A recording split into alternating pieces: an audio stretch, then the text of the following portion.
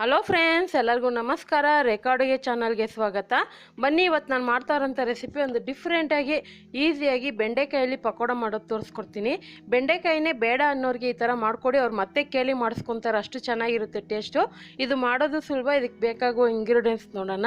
ಇಲ್ಲಿ 1/4 kg ಆಗೋಷ್ಟು ಬೆಂಡೆಕಾಯಿನ ಚೆನ್ನಾಗಿ ನೀರಲ್ಲಿ ತೊಳೆದು ಬಟ್ಟೆನಲ್ಲಿ ಒರೆಸಿ ಈ ಥರ ಚಿಕ್ಕ ಚಿಕ್ಕದಾಗಿ ಕಟ್ ಮಾಡ್ಕೊಳ್ಳಿ ರೌಂಡಾಗಿ.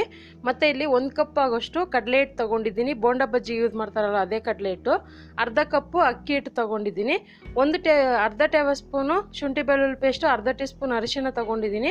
1 tea spoon Kashmiri red chilli powder, ಮತ್ತು ನಾರ್ಮಲ್ ಖಾರದ ಪುಡಿ 1 ಟೀ ಸ್ಪೂನ್ ಆಗೋಷ್ಟು ತೊಗೊಂಡಿದ್ದೀನಿ. ಅಜ್ವೈನ್ ಅಂದರೆ ಓಂಕಾಳು 1/4 ಟೀ ಸ್ಪೂನು, ಅರ್ಧ ಟೇಬಲ್ ಸ್ಪೂನ್ ಆಗೋಷ್ಟು ಜೀರಿಗೆ, 1/4 ಕಪ್ಪು ಕರಿಬೇವು, ರುಚಿಗೆ ತಕ್ಕಷ್ಟು ಉಪ್ಪು, ಮತ್ತು ಮಾಡೋದಕ್ಕೆ ಎಣ್ಣೆ. ಈಗ ಯಾವ ರೀತಿ ಮಾಡೋದಂತ ನೋಡೋಣ. ಮೊದಲಿಗೆ ಒಂದು ಬೌಲ್ಗೆ ನಾನು ಬೆಂಡೆಕಾಯಿ ಹಾಕ್ಕೊತಾ ಇದ್ದೀನಿ. ಬೆಂಡೆಕಾಯಿನ ನೀವು ದೊಡ್ಡದಾಗಿ ಕಟ್ ಮಾಡೋದಕ್ಕಿಂತ ಸ್ವಲ್ಪ ಚಿಕ್ಕದಾಗಿ ಕಟ್ ಮಾಡಿದ್ರೆ ಪಕೋಡ ಸ್ವಲ್ಪ ಕ್ರಿಸ್ಪಿಯಾಗಿ ಚೆನ್ನಾಗಿ ಬರುತ್ತೆ. ಈಗ ಇದಕ್ಕೆ ಅರಿಶಿನ ಪುಡಿ ಹಾಕ್ಕೊತಾ ಇದ್ದೀನಿ. ಇದ್ರ ಜೊತೆಗೆ ಜೀರಿಗೆನು ಮತ್ತು ಓಂಕಾಳು ಹಾಕ್ಕೊತಾ ಇದ್ದೀನಿ. ಓಂಕಾಳು ನಿಮ್ಗೆ ಏನಾದರೂ ಬೇಡ ಅಂದರೆ ಸ್ಕಿಪ್ ಮಾಡ್ಕೋಬೋದು, ಅಂದರೆ ಅಜ್ವೈನ್ ಅಂತ ಕರೀತಾರೆ ಅದು.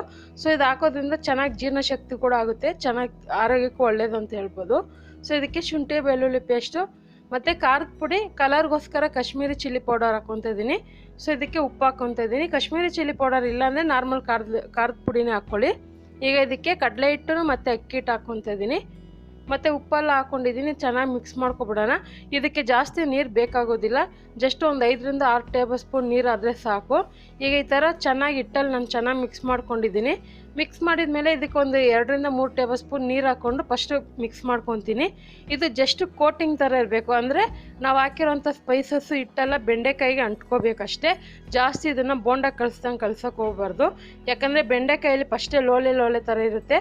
ಸೊ ಅದು ಜಾಸ್ತಿ ಬಿಟ್ಕೊಂಡ್ಬಿಡುತ್ತೆ, ಆಮೇಲೆ ನಿಮಗೆ ಎಣ್ಣೆಲಿ ಉದ್ರಾಗಿ ಬಿಡೋದಕ್ಕೆ ಬರೋದಿಲ್ಲ. ಅದಕ್ಕೋಸ್ಕರನೇ ಇವಾಗ ನೋಡ್ತಾ ಇರ್ಬೋದು, ಇನ್ನೊಂದು ಸ್ವಲ್ಪ ನೀರು ಹಾಕ್ಕೊಂಡು ಚೆನ್ನಾಗಿ ಮಿಕ್ಸ್ ಮಾಡಿ ಇಟ್ಕೊಂಡಿದ್ದೀನಿ. ಅದೇ ಟೈಮಿಗೆ ಎಣ್ಣೆ ಕೂಡ ಕಾಯಕ್ಕೆ ಇಟ್ಕೊಂಡಿದ್ದೆ. ಎಣ್ಣೆ ಕೂಡ ಚೆನ್ನಾಗಿ ಕಾದಿದೆ. ಸೊ ಇದನ್ನು ಕಾದಿರೋ ಎಣ್ಣೆಗೆ ಹಾಕಿ ಪರವಾಗಿಲ್ಲ. ಇದು ಮೀಡಿಯಮ್ ಹೀಟ್ ಅಂತ ಏನಿಲ್ಲ, ಇದನ್ನು ಹೈ ಫ್ಲೇಮಲ್ಲಿ ಇಟ್ಕೊಂಡೇ ಮಾಡ್ಕೋಬೋದು. ಅಂದರೆ ತೀರಾ ಹೈ ಫ್ಲೇಮಲ್ಲಿ ಇದ್ರೆ ಏನಾಗುತ್ತೆ ಗೊತ್ತಾ, ಬೇಗನೆ ಸೀದೋಗುತ್ತೆ. ಒಂದು ಸ್ವಲ್ಪ ಬಿಸಿ ಆಗಿದ್ರೆ ಸಾಕು. ಈಗ ಇದನ್ನು ನಾನು ಪಕೋಡ ಥರನೇ ಹಾಕ್ಕೊತಾ ಇದ್ದೀನಿ. ಇದು ಸ್ವಲ್ಪ ಕೈಗೆ ಅಂಟೋ ಥರನೇ ಇರುತ್ತೆ. ಬೆಂಡೆಕಾಯಿ ಅಂದ್ರೇ ಸ್ವಲ್ಪ ಲೋಲೆ ಥರ ಇರುತ್ತಲ್ವ, ಅದಕ್ಕೋಸ್ಕರನೇ. ಸೊ ಇವಾಗ ನೋಡ್ತಾ ಇರ್ಬೋದು, ಚೆನ್ನಾಗಿ ಫ್ರೈ ಆಗ್ತಾಯಿದೆ.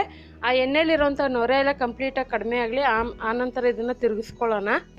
ಚೆನ್ನಾಗಿ ಕ್ರಿಸ್ಪಿಯಾಗಿ ಬರೋವರೆಗೂ ಒಂದು 3ರಿಂದ 4 ನಿಮಿಷ ಫ್ರೈ ಮಾಡ್ಕೊಳ್ಳಿ. ನಾನು ಆಲ್ರೆಡಿ ಈರುಳ್ಳಿ ಪಕೋಡ, ಎಲೆಕೋಸಿನ ಪಕೋಡ ಎಲ್ಲ ತೋರಿಸಿದ್ದೀನಿ. ತುಂಬ ಈ ಥರ ಬೋಂಡ ಬಜ್ಜಿ ಆ ಥರ ವೆರೈಟಿಗಳೆಲ್ಲ ಸ್ನ್ಯಾಕ್ಸ್ ರೆಸಿಪಿ ಎಲ್ಲ ತೋರಿಸಿದ್ದೀನಿ. ನೀವೇನಾದರೂ ನೋಡಿಲ್ಲ ಅಂದರೆ ಒಂದು ಸರಿ ಚೆಕ್ ಮಾಡ್ಕೊಳ್ಳಿ. ಅದರಲ್ಲೂ ಈ ಥರ ಕ್ಲೈಮೇಟಲ್ಲಿ ಈ ಥರ ಒಂದು ಪಕೋಡ ಮಾಡ್ಕೊಂಡು ತಿಂದರೆ ತುಂಬಾ ಚೆನ್ನಾಗಿರುತ್ತೆ. ಸೊ ನೋಡ್ತಾ ಇರ್ಬೋದು, ಇವಾಗ ಚೆನ್ನಾಗಿ ಕ್ರಿಸ್ಪಿಯಾಗಿ ಬಂದಿದೆ. ಸೊ ಇಷ್ಟು ಕಲರ್ ಬಂದಿದ ತಕ್ಷಣ ತೆಗೆದ್ಬಿಡಿ. ಸೊ ಇದನ್ನು ಹಾಗೆ ಬಿಸಿ ಇರೋವಾಗನೇ ಮಕ್ಕಳಿಗೆ ತಿನ್ನೋಕೆ ಕೊಡಿ. ಬೆಂಡೆಕಾಯಿ ತಿನ್ನಲ್ಲ ಅನ್ನೋರಿಗೆ ಈ ಥರ ಒಂದು ಸರಿ ಮಾಡಿಕೊಡಿ, ಅವ್ರು ಮತ್ತೆ ಕೇಳಿ ಮಾಡಿಸ್ಕೊತಾರೆ, ಅಷ್ಟು ಚೆನ್ನಾಗಿರುತ್ತೆ. ಸೊ ಇದೊಂಥರ ಡಿಫ್ರೆಂಟ್ ರೆಸಿಪಿ ಅಂತಲೇ ಹೇಳ್ಬೋದು. ಸೊ ನೋಡ್ತಾ ಇರ್ಬೋದು ಎಷ್ಟು ಗರಿಗರಿಯಾಗಿದೆ ಅಂತ. ಸೊ ಖಂಡಿತ ಇವತ್ತು ಮಾಡಿರೋಂಥ ಒಂದು ಬೆಂಡೆಕಾಯಿ ಪಕೋಡ ರೆಸಿಪಿ ಇಷ್ಟ ಆಗಿದ್ರೆ ನೀವು ಸಹ ಟ್ರೈ ಮಾಡಿ. ನಿಮಗೂ ಯಾವ ರೀತಿ ಬಂತು ಅನ್ನೋದನ್ನ ಕಮೆಂಟ್ ಮಾಡಿ. ಹಾಗೆ ನಮ್ಮ ಚಾನಲ್ಗೆ ಮರೆಯದೆ ಸಬ್ಸ್ಕ್ರೈಬ್ ಮಾಡಿ, ಪಕ್ಕದಲ್ಲಿರೋ ಬೆಲ್ ಐಕನ್ ಕ್ಲಿಕ್ ಮಾಡಿಕೊಂಡು ಪ್ಲೀಸ್ ಈಗಲೇ ಲೈಕ್ ಮಾಡಿ. ಇಷ್ಟ ಆದ ಫ್ಯಾಮಿಲಿ ಫ್ರೆಂಡ್ಸಿಗೆ ಶೇರ್ ಮಾಡಿ. ಈ ವಿಡಿಯೋ ನೋಡಿದ್ದಕ್ಕಾಗಿ ಎಲ್ಲರಿಗೂ ಧನ್ಯವಾದಗಳು. ಬಾಯ್.